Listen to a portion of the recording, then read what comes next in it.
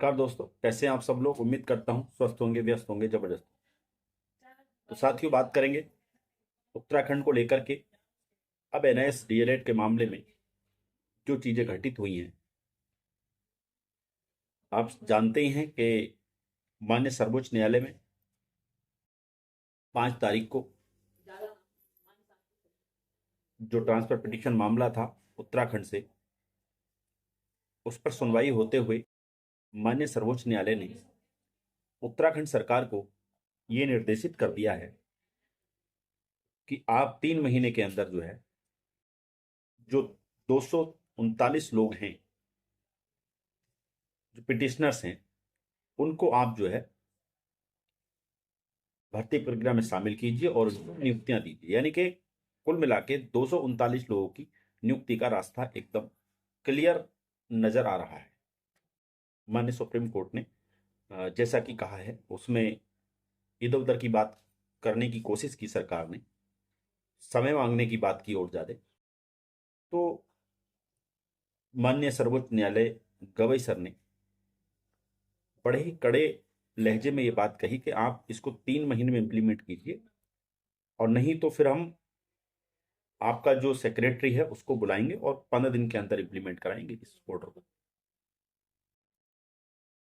तो इसी पर बात करेंगे कि आखिर 239 लोगों का तो साफ है, क्लियर है कि इनको नियुक्ति तो मिलनी है, ये सरकार इनको नियुक्ति देगी, देना ही पड़ेगा।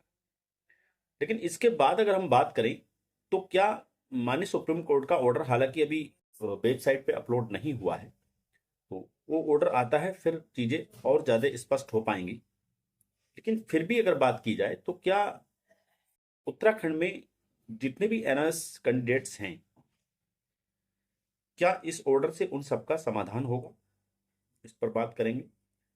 और जिन साथियों ने 2020, 21, 22 और 24 में एनआईएस डीएलएड साथियों ने आवेदन किया हुआ है और जो माननीय सुप्रीम कोर्ट में इस केस में पिटिशनर नहीं है, उन सबका क्या होगा, इस पर आप लोगों के साथ बात करूंगा।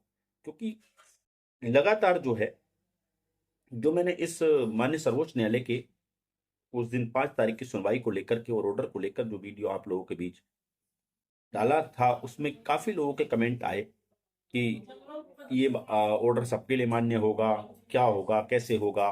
2020 से जो भर्ती में शामिल जिन लोगों ने आवेदन किया है 2020 वाली में, 21 वाली में, उनका क्या होगा।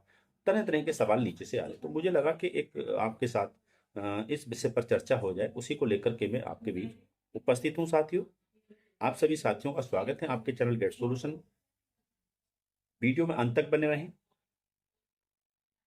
और साथ ही उन सभी साथियों से निवेदन है जो चैनल पर विजिट कर रहे हैं लेकिन चैनल को सब्सक्राइब नहीं किए हुए हैं, तो उन सभी साथियों से और ऐसे साथियों जो चैनल पर पहली बार आज विजिट कर रहे हैं, उनसे भी निवेदन है कि वो चैनल को सब्सक्राइब जरूर कर लें, बेल आइकन को हिट कर लें, ताकि इस संबंध में या शिक्षा जगत से जुड़ी जो भी इंफॉर्मेशन हो वो आप तक समय से पहुंचती रहे।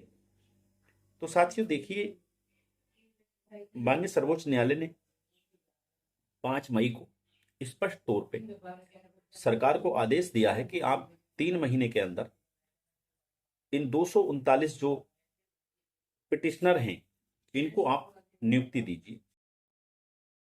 सरकार ने वहां कई चीजें कहने की कोशिश की कि हमारे पास पद नहीं है, सारी चीजें तो ऑलरेडी जो हमारी टीम है उत्तराखंड की, विश्वनाथ सर वाली, इन्होंने ऑलरेडी आरटीई के माध्यम से, सॉरी आरटीआई के माध्यम से जो है पदों का ब्यौरा सरकार से ले रखा था, जिसमें 278 पदों की बात सरकार ने उसमें जो है आरटीआई में आई थी, उसको भी वहां रखा गया। तब कोर्ट ने कहा कि जब आपके पास पद भी हैं तो फिर आप इनको नियुक्ति क्यों नहीं देते, तो नियुक्ति दीजिए, 3 महीने के अंदर नियुक्ति दीजिए। अदरवाइज अगर आप इसमें नहीं करना, अगर आप, सरकार वहां समय मांग रही थी और अधिवक्ता समय मांग रहा था, तो उसने कहा समय नहीं, अगर आप ज्यादा करेंगे तो हम आपके सेक्रेटरी को यहाँ तलब कर लेंगे और 15 दिन के अंदर आपको ये ऑर्डर इंप्लीमेंट करना पड़ेगा। तो इस बात से स्थिति क्लियर है कि जो 239 पिटिशनर्स थे माने सुप्रीम कोर्ट में, उनकी नियुक्ति का तो रास्ता बिल्कुल साफ है। अब सवाल है कि अगर ऑर्डर आता है तो ऑर्डर किस तरीके का आता है। ऑर्डर के जहां तक आने की ज्यादा संभावनाएं हैं, वो पिटिशनर्स के लिए आने की संभावनाएं ज्यादा हैं, क्योंकि डिमांड जो की जाती है केस में पिटिशनर्स को लेके ही एडवोकेट्स करते हैं कि हमारे पिटिशनर को ये रिलीफ मिलना चाहिए। लेकिन ये कोर्ट पर विवेक पर काम करता है कि वो किस तरह का ऑर्डर देता है। वो सामान्य ऑर्डर भी आ सकता है, क्योंकि आप सभी जानते हैं जो 2020-21 में जिन लोगों ने आवेदन किया था वो लोग केवल बाहर हैं तो क्यों हैं, क्योंकि माननीय सर्वोच्च न्यायालय का जो 28 नवंबर 23 का जो निर्णय है 2023 का, उस निर्णय की वजह से ही तो बाहर हैं। यानी कि उन अभ्यर्थियों की कहीं से कहीं गलती नहीं है। वो अभ्यर्थी आज की डेट में जॉब कर रहे होते अगर 28 नवंबर 2023 का निर्णय ना आया होता। और हालांकि माननीय सर्वोच्च न्यायालय कह चुके हैं कि वो निर्णय हमने हमारे निर्णय को कहीं ना कहीं समझने में जो अथॉरिटी हैं जो शिक्षक भर्ती को लेकर के अथॉरिटियां हैं, उन्होंने कहीं ना कहीं समझने में चूक की है। हमने ऐसे लोगों के लिए निर्णय नहीं दिया जो ऑलरेडी सर्विस में थे। हमने तो फ्रेश लोगों के लिए निर्णय दिया था, जो सर्विस में ना होते हुए जिन्होंने डिप्लोमा किया, उन लोगों के हमने 18 महीने के लिए ये निर्णय दिया।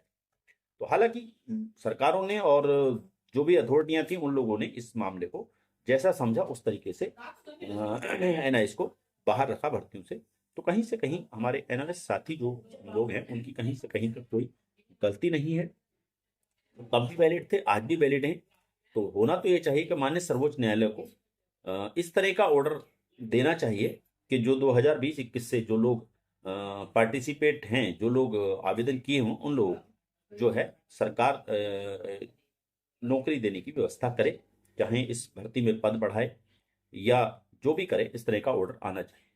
लेकिन अदरवाइज नहीं भी आता और पिटिशनर्स के लिए भी अगर ऑर्डर आता है तब भी कोई इसमें घबराने वाली बात नहीं है, क्योंकि हम तो ये कहते हैं कि एक व्यक्ति भी अगर जॉब लगती है तो सबके लिए रास्ता खुलता है। ये तो 239 लोग हैं और इन 239 लोगों में सारे लोग वो नहीं है जिन्होंने 2024 की भर्ती में आवेदन किया हो। इसमें 239 लोगों में बहुत सारे लोग ऐसे हैं जिन्होंने 2020-21 की भर्ती में, 22 की भर्ती में आवेदन किया हुआ है। तो यहां से एक रास्ता खुलता है कि अगर इन लोगों को जॉब मिल सकती है तो फिर दूसरे लोगों को जॉब क्यों नहीं मिल सकती। सरकार यहां पे समझ लो फंस चुकी है।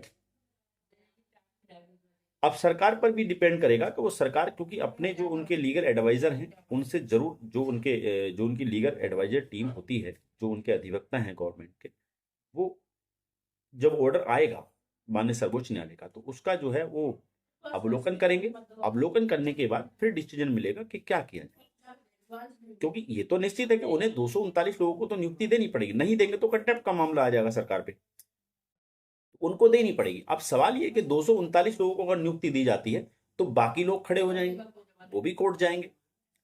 ऐसे में सरकार के ये गले की हड्डी बन गई है। और जो आप समझिए कि सरकार को हो सकता है सरकार जो इसमें सभी लोगों के लिए पद बढ़ा करके इस भर्ती में पद बढ़ा ले, क्योंकि पद तो ऑलरेडी बहुत सारे खाली हैं। भाई आप ये लगाइए जिन लोगों ने द्वारा ज्वाइनिंग किया है तो वहां से सीटें खाली हुई हैं, वो पद खाली हो गए। उसके बाद जो उत्तर प्रदेश, हरियाणा और अलग अलग राज्यों के लोग जो यहाँ पर ज्वाइन हुए हैं और जो कहीं ना कहीं संदेह के दायरे में हैं, जिनके मूल निवास को लेकर के सवाल उठ रहे हैं और उस पर कार्रवाई भी करनी है। अगले हमारे जिले ऊधम सिंह नगर की बात की जाए तो 35 कैंडिडेट ऐसे हैं जो यूपी से हैं और जिनको जो चिन्हित किया गया है और उनके डिप्लोमा जो यूपी से हैं। तो वो सारी चीजें हैं। तो पद तो कमी नहीं है, 700, 800, 1000 पद अभी हैं जो सृजित किए जा सकते हैं। यानी इस भर्ती में बचे हुए हैं 200 ये 278 पद, जैसे कि सरकार कह चुकी है। आरटीआई के माध्यम से जवाब मिला है।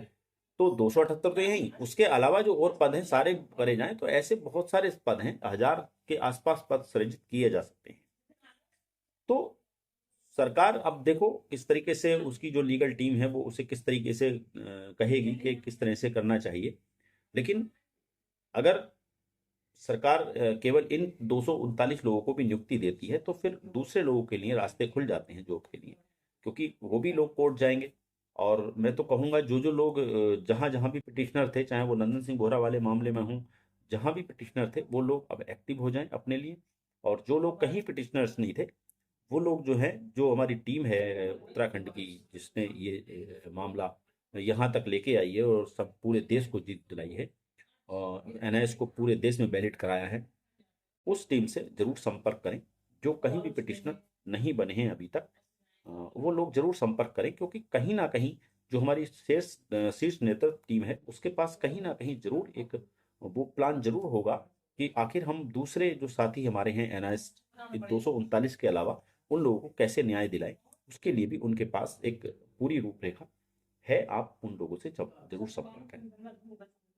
बाकी उत्तराखंड के हमारे जो टीम है इसने बहुत अच्छा काम किया है, इसके लिए बहुत बहुत सैल्यूट है। और लोग लगातार उत्तराखंड पे आरोप लगाते थे कि उत्तराखंड की वजह से पूरे देश में एनआईएस वो इनवैलिड हो गया, इनवैलिड हो गया।